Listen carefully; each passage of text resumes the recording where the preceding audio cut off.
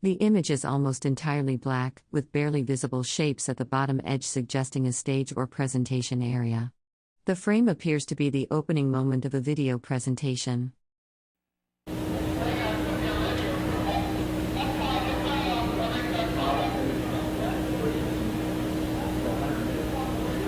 Good afternoon, ladies and gentlemen. Welcome to the Core Discovery 2 and the 10 of Many Voices. For those of you who are just joining us, I'll tell you a little bit about us. We are a traveling exhibit. We've been traveling the trail since January of 2003, and we finally made our way to the Pacific Ocean. And we'll also do next year a return trip back to St. Louis like Lewis and Clark did 200 years ago. And we call this tent the 10 of Many Voices because we're bringing people from all over the country to do programs on Lewis and Clark, as well as the tribal stories that the different tribes have. And today we have with us two members from the Chinook tribe.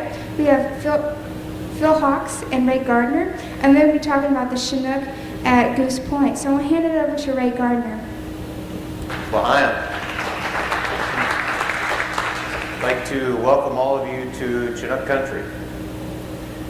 And Phil is actually going to be the main one speaking about Goose Point, but I'd like to give you a little bit more background on Phil. Phil is a direct descendant of Huxtable, who was a signature signer of the 1851 treaty at Tansy Point. He's also one of our tribal elders, and he's also one of our council members. So he's one that those of us that are getting more involved in the tribe as we go along, these are the people that we look to guide us as to how to move forward into the future.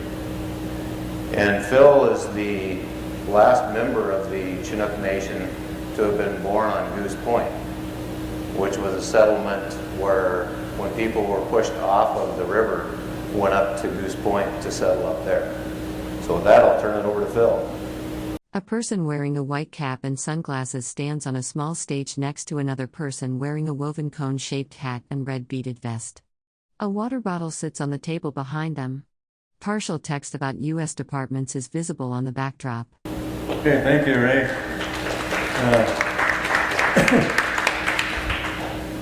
First of all, I'd like to acknowledge Core 2 of Discovery, and with their journey out here, it solidified the claim the United States had on this territory. Otherwise, possibly we could have been a province of Canada, like South British Columbia.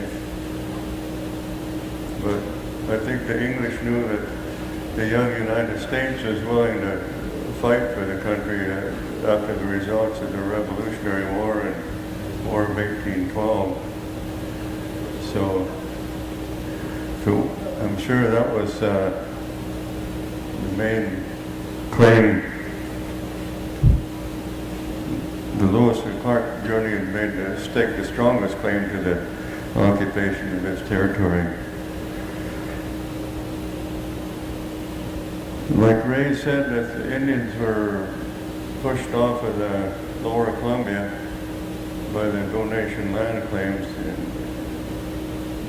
many of them headed south, and most of them headed north. The Lower Chinook Indians and the Wakayakum and Clatsop, and even Shoalwater Indians settled on Goose Point.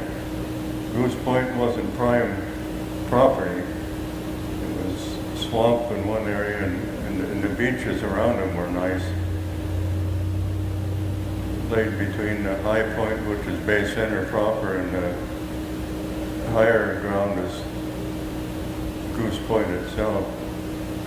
And my first recollections of being aware of life starting was during a depression, and there were two houses and 4 residents on Goose Point. Myself and my great-grandmother in one house, and my great-uncle Willie George and his wife Ida in the next house. It was a depression. My mother worked in oysters, and my father was a fisherman in Alaska. He died when I was 3 years old. So therefore my great-grandmother raised me until about 8 years old.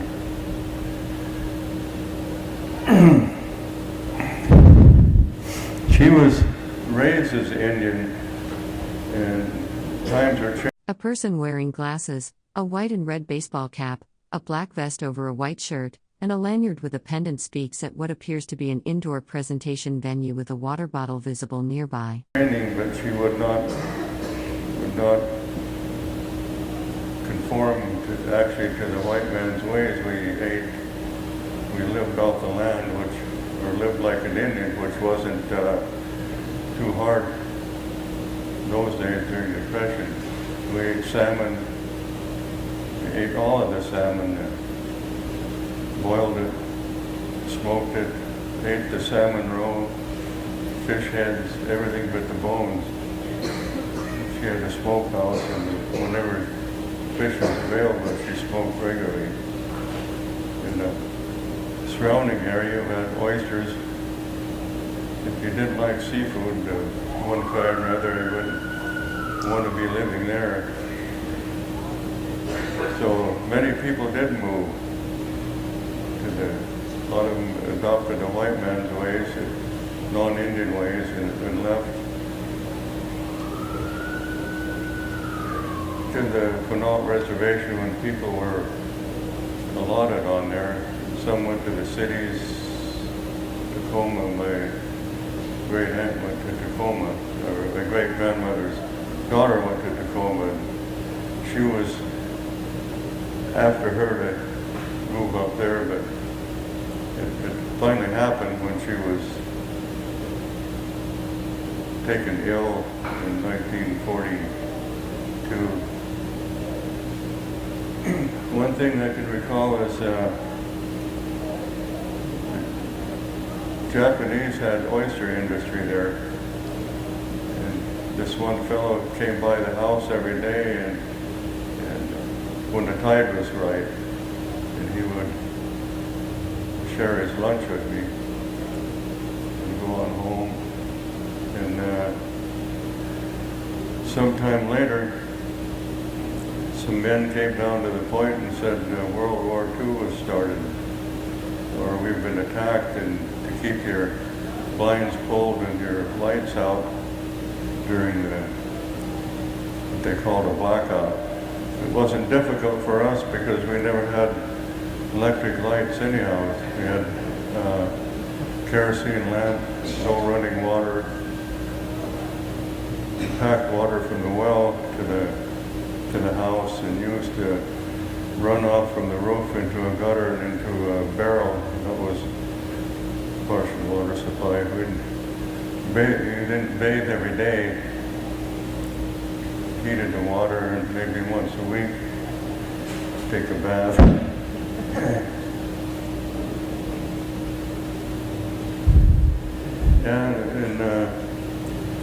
A person wearing glasses, a white and black cap with a fish logo, a black vest, and a white t-shirt sits at a table with a water bottle, speaking at what appears to an indoor presentation venue. Wood cutting was one of the main activities from spring, summer, and part of the fall. You depended on the wood stove to cook with and for heat. So I learned to run not a chainsaw but a handsaw when I was old enough to handle it, and chop the wood, stack it. My great-grandmother, her woodshed was full by winter, but great Uncle Willie, he was considered a grasshopper. I guess he made enough wood to last 2 or 3 days, and that was it. But what was surprising, he could run the handsaw real well. He could have probably cut his wood in 2 weeks, but he preferred to go piecemeal. But we'd be in the house nice and warm, and he'd be out cutting his 2 days supply of wood. And that was his philosophy, I guess. No different than most of ours. when people moved up to Goose Point, they were industrious. There was the houses that were left were sturdy. The Shaker Church was built well. They had an orchard. I think it was the Scanown family had a couple dozen trees there, apple trees and plums. And the grandmother had an apple tree and 2 plum trees and gooseberries and currants and wild blackberries were there. But when the Indians left, most of the houses were dismantled or torn down and used for building other houses up on the hill. There's only 2 houses that I can remember that tumbled down. The Shaker Church was torn down, dismantled, and part of a nice house for Walkowski's, was the man's name. He used that for their house, and the bell was taken, the Shaker Church bell was transported to Oakville and installed in the church over there. Grandmother always had a smokehouse and had a garden all the time. Sometimes a deer would raid it, or other animals that were there. A bear would make a raid through the orchards once in a while, and they'd swim across to Wilson Point. They never. A person wearing a white and black baseball cap with a fish logo, glasses, and a black vest over a white shirt speaks while seated on a stage. A water bottle and microphone are visible nearby. Bothered the people. Yeah. And those the Indians there, I think I mentioned 5 different tribes, remnants of 5 tribes. And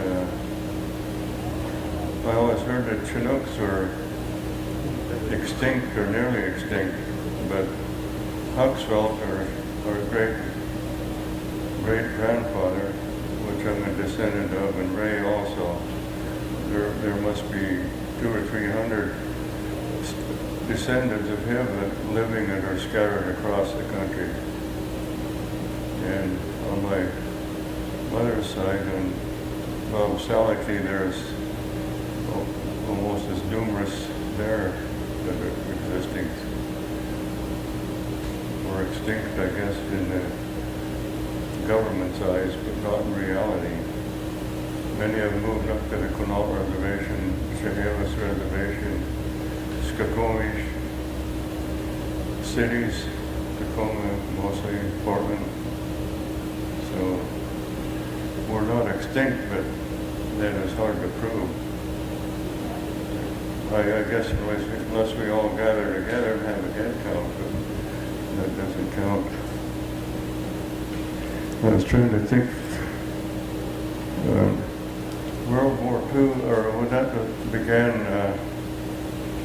my friend Japanese that I shared lunch with me, he disappeared, not into the service, but he was taken to a concentration camp. I met him 20 years later. And most of his family moved elsewhere. I think his last name was Mukai, and his mother she returned to the area in Raymond and ran a beauty shop in Raymond, but most of the Japanese went elsewhere, bigger cities. When they got back to the ones that did come back, their businesses were confiscated or run down or stolen. That's a different story, but it's injustice so that the Indians shared with them.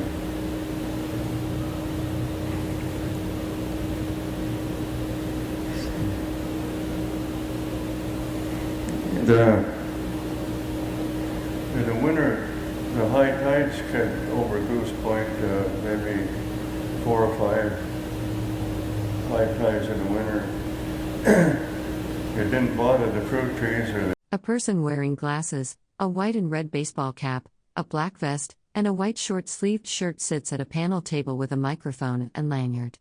A water bottle is visible nearby. With their berries, because they bloomed again in the spring, but when the high tides came, there were planks and firewood, pieces of cedar, glass balls that were floating around. And I can remember Willie out there in his skiff one day gathering up items. I think some of it was his wood that he cut he had used. But now it's a different type of vegetation, or at least the beaches are sandy. Now when the high tides came later, it changed. It deposited silt on top of the sand, and more undesirable plants grew on that. And I think that, from what I understand, it seems far-fetched, but caused by the jetties on the Columbia River changed the currents in the Willapa Bay and made a lot of erosion. There was one tideland there, about 10 acres, that was all gone, and that silt had to go somewhere. And when the high tides did come, it would be discolored, brown colored, and when it covered the beach, and that changed the nature of the growth on there. I think the county park took over the lots that the Indians had. I don't know what type of title they had today, but Willie George, he was the last resident at Goose Point. He moved up on the Bay Center Hill in about 1953, and his wife died. And he moved to Aberdeen. A lot of Indians that left there, they came back to be buried in the Bay Center Cemetery. So their hearts, they left, but their hearts apparently were still in the Bay Center area. Still now you read about someone dying and they were born in Bay Center, brought back to be buried. It's called the Pioneer Cemetery, but there are just as many Indians buried there as there is pioneers. Can you put in context where Goose Point is geographically? Oh, that's right. Bay Center is geographical center of Willapa Bay. On the west side is the Nassau River. A person wearing a white and red baseball cap, black vest, and white short-sleeved shirt with a lanyard stands at a microphone on a stage. A water bottle sits nearby on the table. The South Bay, and the right side is the Felix River, and it's probably about a 3.5 mile long peninsula. Goose Point is right on the end. Swampy area, and on the right end there's a high point, but in the middle it's in the bay, on the Willapa Bay. Yeah.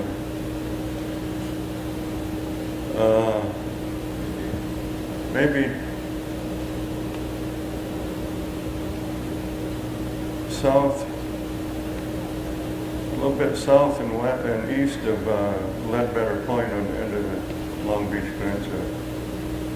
Maybe 4 miles across from Copeland, Shoalwater. That was a naming contest in the 1870s, and this lady picked Bay Center. That was the winning name. That's what it was named, and then they established the post office called Bay Center. Goose Point is on the very tip, though. Not the most prime area there, but that's where most of the Indians were sent. Probably. Pardon?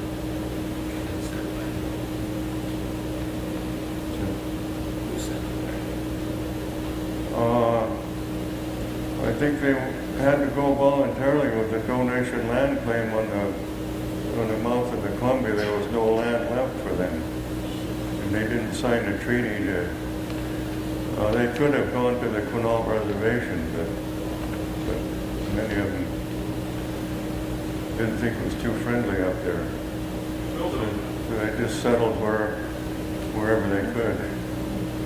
Part of that too was in the Treaty of 1855, when they came back to have us sign that treaty, which is the treaty that we didn't sign, then part of the stipulations in the 1855 treaty was for people to move north. And with communication being not the best, a lot of the tribal people knew that those talks were going on, but they never found out that they didn't have to leave. So they did leave and went up to Goose Point. Two people stand on a stage. The person on the left wears a red jacket, a conical woven hat, and a medal. The person on the right wears a white cap and dark vest or a white shirt. A water bottle sits between them.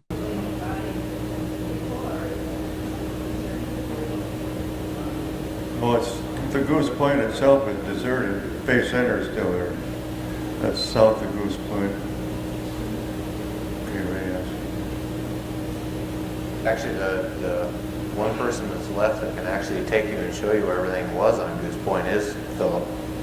As he walks on Goose Point every day, and he can take you through and he can show you where the homes were, where the orchards were, where the gardens were, where the Shaker Church was, where the old well was. And a lot of us have had the opportunity to go down there with him, which is just a wealth of knowledge for the rest of us to know where a lot of our ancestors lived for a long time. Was that city center in 1806? Goose Point? No, Goose Point was still clear out at the very end of the point. There was settlements further back in from the point, which is where the town of Bay Center is. She'll take the mic around. Okay. Let me come around with the microphone. If you have a question, it'd be best to raise your hand. Oh, yeah. Hand him the mic. Well, I'm just curious, what's the status today? I mean, what's happening or not happening of getting tribal recognition through the U.S. government right now? Two people stand on a stage. The person on the left wears a straw conical hat, red beaded vest, and jeans. The person on the right wears a white baseball cap, black vest, and white shirt. Text is partially visible on the backdrop behind them. For those of you that don't know, obviously the Chinooks are not recognized at this time. It would take all day to get to how we ended up there. But where we're at right now is, and I'll just kind of go back to 2001. In January 2001, after a long battle with the government decided to recognize the Chinook Nation. And several of our council members went back to Washington, D.C., were there when the recognition was signed. They came home. It was a huge celebration for us. After all these years, we finally made it. It went into a 90-day appeal process, and on day 89, there was an appeal filed against our recognition. That went to the appellate court. The appellate court upheld the decision. They did have 8 questions that they asked, but nowhere in that finding did it say that it would change their verdict, which was that they upheld it. The Bureau of Indian Affairs used those 8 questions as a way to open the entire process back up. And basically they took it back to square one. The administration in the White House had changed during that time. There was a new administration in place. And while our chairman was back in Washington, D.C., actually having lunch at the White House by invitation of George and Laura Bush for the first function to kick off the Lewis Clark commemoration. When he was leaving the White House to go to the airport, he received a call on his cell phone, and it was from the Bureau of Indian Affairs saying, "We're just taking your recognition back away." So where we're at now, we have talked to members of Senate and Congress, and we have hoped that they would be willing to submit a bill on our behalf and grant us our recognition back. They have claimed that they are in support of us. 3 of us went back and spent a week in D.C. and worked out language on the bill, And that was 3 years ago, and they've yet to put it on the floor. So really the option we're left with at this point is to take the federal government to court. And unfortunately, it's a very costly process. It's a very lengthy process. We know 100% sure that we would win that if we go there. We've talked with an attorney that fought the Samish case in federal court and won and established some good case law. He has gone over our documents and said that we have over 8 times the documentation of our existence of what the Samish had. The nice thing in court is no one else is allowed in the courtroom. It would be between the Chinook Nation and the government. 2 people stand on a stage. On the left, a person wears a woven cone-shaped hat, red and black jacket with white buttons, and a medallion. On the right, a person wears a white and red baseball cap, black vest, and white t-shirt. Text is partially visible on the background. So the people that have filed appeals against us in the past would not even be allowed to have a voice in the courtroom. So that's kind of where we're at today.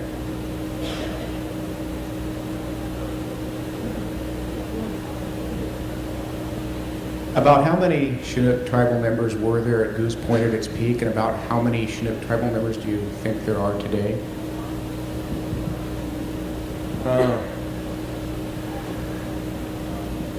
I'm trying to remember the lots that were there. Probably 8 lots or 8 houses on Goose Point. But other Indians were up on the hill too, also on Bay Center. Bay Center was on a hill, and let's say, or flat, and then Goose Point was like this, and then, where the Indians settled was on the flats, and then Goose Point was on the end. So, I don't know, just go by the photograph at the Shaker Church, there were 30 some in the photograph there, but I don't think all went to church though. So there were more Indians there on the point than that. And then I think they gradually, some moved to Bay Center. They might have been there before Goose Point. I'm not sure whether they could afford to buy a plot of land there. But on Goose Point, we might have been more or less squatters, but on the maps, the maps are broken down into plots or names on them. But when they left, I don't know what happened. I know that the park has taken a couple of lots there, extended out, and I don't know what happened to the other ones. Probably sold for taxes. That happened across on Wilson Point in one case where the owners died, the Indian, and no heirs, and the county took it over, and after several years they sold it to someone else, and then the Indian relatives or descendants challenged it, and they checked it, and they were supposed to be searched for the relatives to inherit it, but instead the county confiscated it and sold it to the current buyers, which wasn't the buyers that owned it wasn't their fault, but I think Indians were compensated, or the heirs, for it. But that was the discrepancy. 2 people stand on a stage. The person on the left wears a red beaded vest and a woven cone-shaped hat. The person on the right wears a white baseball cap and a dark vest over a white shirt. Text is partially visible in the background. I've seen the title there that they weren't supposed to take it.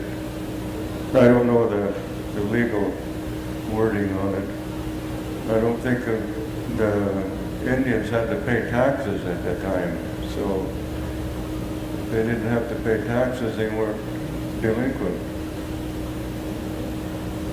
And the number of tribal members now is right at about 2,500.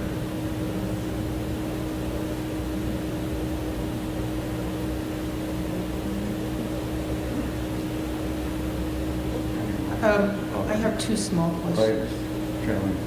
Can I ask you about your clothing? Is this ceremonial clothing that you're wearing? The red and the black, it's very beautiful. And I'm wondering, when this is what the tribe wore, what was it made out of? Actually, this would be later in time, but it is ceremonial, but it's wool, and all of the design is made of buttons. Two people stand on a stage. On the left, a person wears a conical woven hat, red wool vest with white buttons, and black jacket. On the right, a person wears a white and red cap and black vest over a white shirt. I'll go ahead and turn around, not to turn my back on it, because that's where the design is. Oh, wow. So are you in that Native American museum that you're showing them? I mean, that your first, it's your culture and representative? Well, we would like to believe we are. Oh, okay.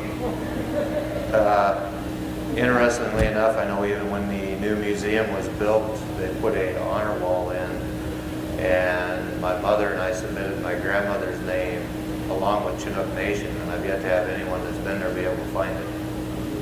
So that's interesting. The Smithsonian does acknowledge us, and when we were back in Washington, D.C., we actually went to one branch of the Smithsonian, and they turned over to us the documentation that shows that they have 29 of our ancestors back there. So we would like to, in time, get those ancestors returned so we can bring them back to their own land and rebury them here where they belong. What individuals or groups are against Chinook recognition by the government, and why? The main group that is against the Chinook tribe are the Quinaults. And the interesting part of having the Quinaults being the one that cost us our recognition is that many members of the Quinault tribe are actually Chinooks that were adopted as Quinaults years ago when they were forced out of the area. The main reason they're against us is the original Quinault reservation was 10,000 acres, and that's where the Quinaults resided. Through other land allotment acts, treaties, the government bought up more land and put the reservation to the size it is now, which is a little over 220,000 acres. Through the land allotments of the Two people sit on a stage. The person on the left wears a woven cone-shaped hat, red beaded vest, and blue jeans. The person on the right wears a white cap and black vest over a white shirt. Text is partially visible in the background. Tribes that went up there, individual members of the Chinook tribe own 54% of the entire reservation. The Quinault's concern is that if we get recognized, they cannot control our land as they have for all these years. If our members go up there now, they have to ask the Quinault's permission to do things, along with the Bureau of Indian Affairs. The Quinaults are also in the process of trying to get a bill through Congress that claims that if you are not from a recognized tribe, you cannot hold land in trust. Which, if that bill was to go through, every individual member of the tribe would lose their land, and the Quinaults would get it. Where's the Quinault reservation?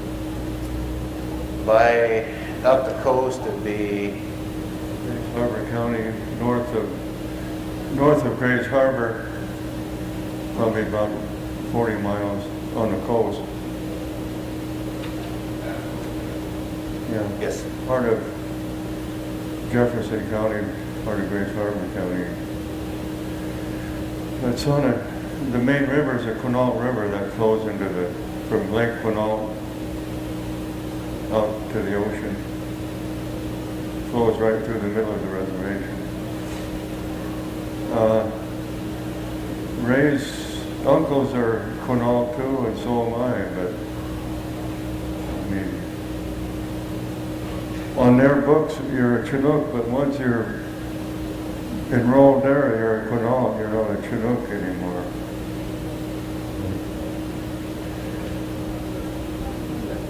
If it's any consolation. That's getting into politics, and I don't really understand too much of it. we're supposed to be one of the affiliated tribes up there with no say. That's about what it amounts to. If it's any consolation, I have a book called American Indians, and it refers to the Chinook as a tribe.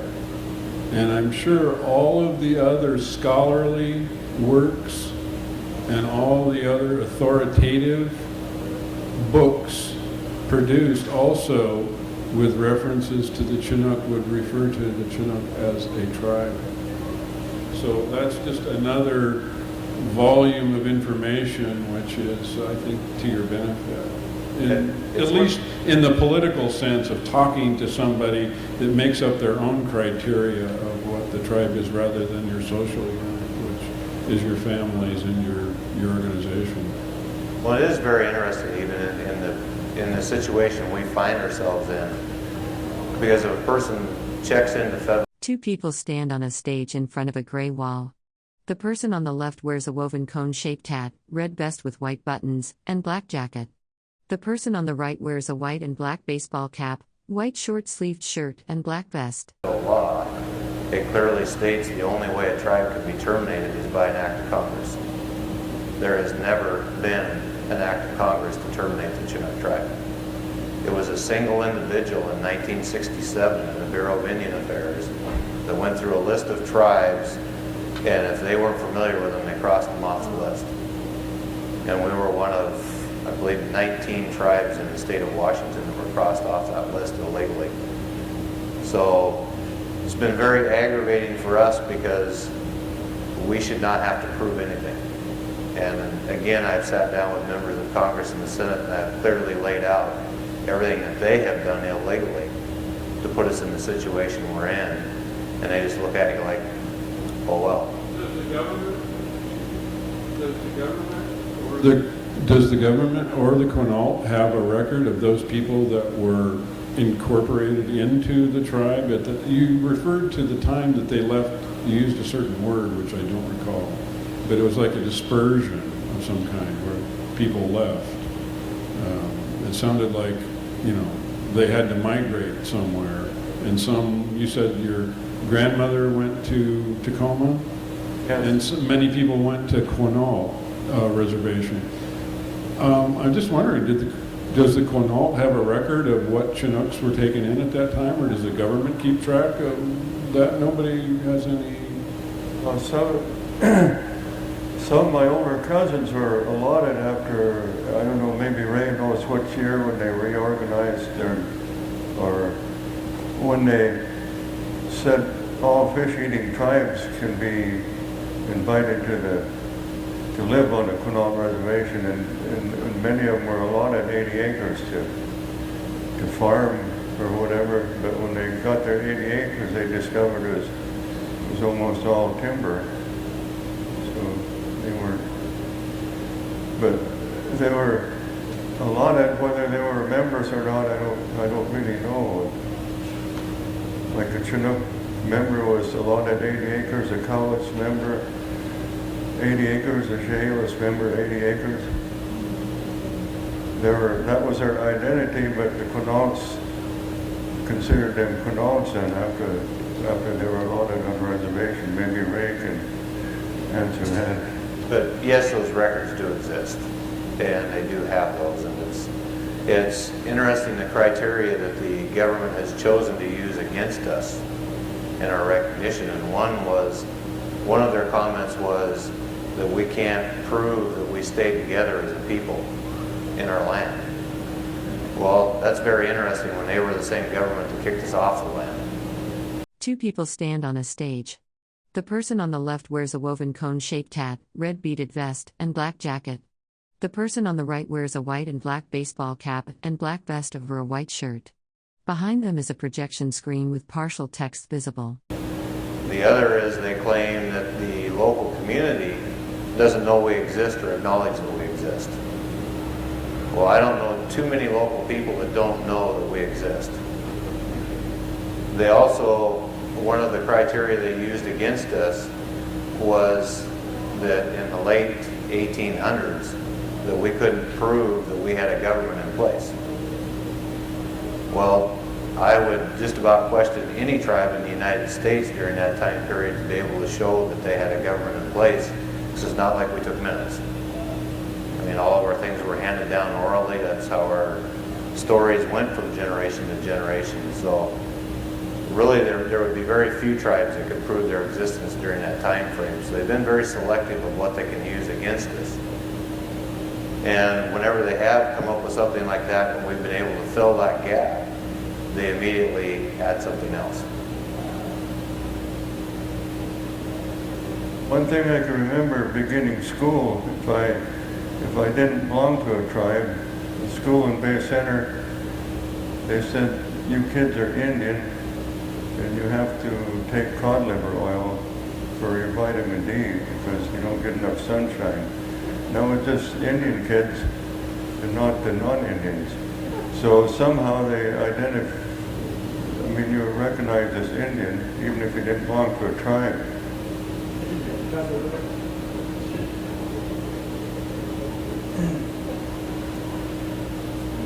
And also free lunches. That was one benefit.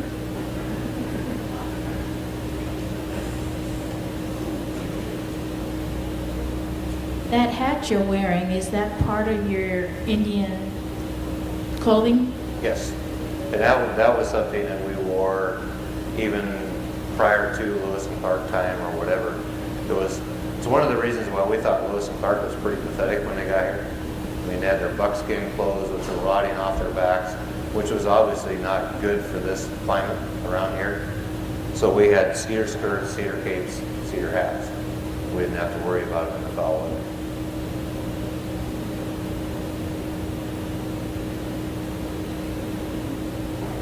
What can we do as residents of Washington to help you in this cause? Is there anything that we can do?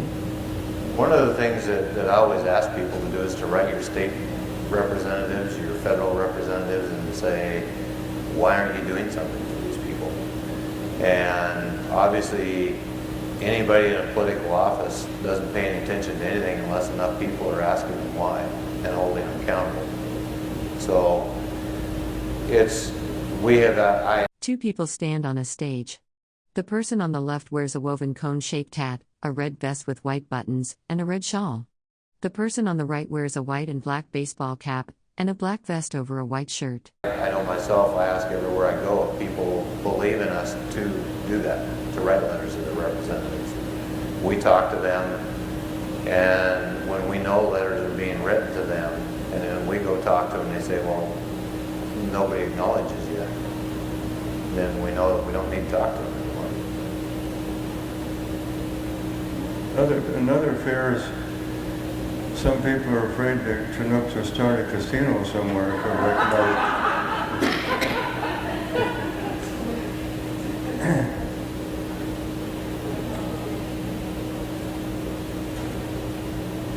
So this might sound like a silly question, but see, it's really funny, but I don't know much about Native American tribes in the state. I'm Native Oregonian. I live in the valley. But I've always heard of the Chinook, and there's a salmon named after the Chinook. The salmon didn't start out as a Chinook. It was named after the tribe.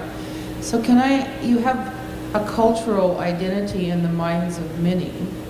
And so the question I would ask is, what is the thing that you will gain maybe most and first with this country having recognition of the Chinook tribe?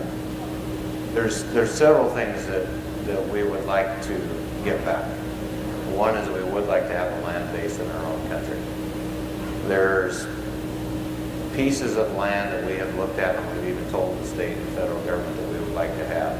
It's unoccupied land, it's owned by the government, but it's old village sites that are important to us, so we would like to have them back. Our main goals that we have going forward is to be able to provide health care for our people. And we would get that with recognition because we would get federal dollars to be able to put a clinic in place. We'd like to be able to provide housing for our elders. give them some place to go, some kind of elder hostel or whatever. We don't have that.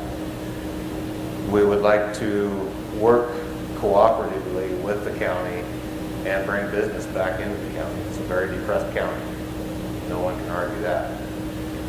So it would be twofold for us to bring business in. One, our tribal members that had to leave would be able to come home and have a job and be back in their homeland. Our youth that are growing up now would know that they would have some place they could stay and have a viable workplace and not have to leave. And as a result of that, we'll just benefit the county as well.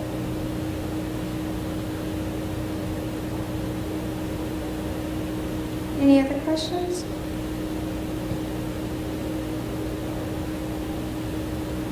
Is there anything else that you want to add, Ray or Phil? Before we close? No? Well, I do want to thank you guys for... Two people stand on a stage. The person on the left wears a tan conical hat, red beaded vest over dark clothing, and holds a water bottle. The person on the right wears a white and tan baseball cap, dark vest, and white short-sleeved shirt. Text visible on the backdrop references U.S. government departments. Coming and sharing your history with us.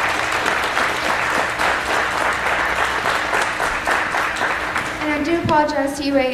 He wanted me to mention that he's vice chair of his tribe, so I forgot to mention that, so I'm sorry about that. So thank you for coming. I want to thank you folks for coming. We do close at 5 o'clock today, but we will be open tomorrow from 9 to 5, and we have different programs.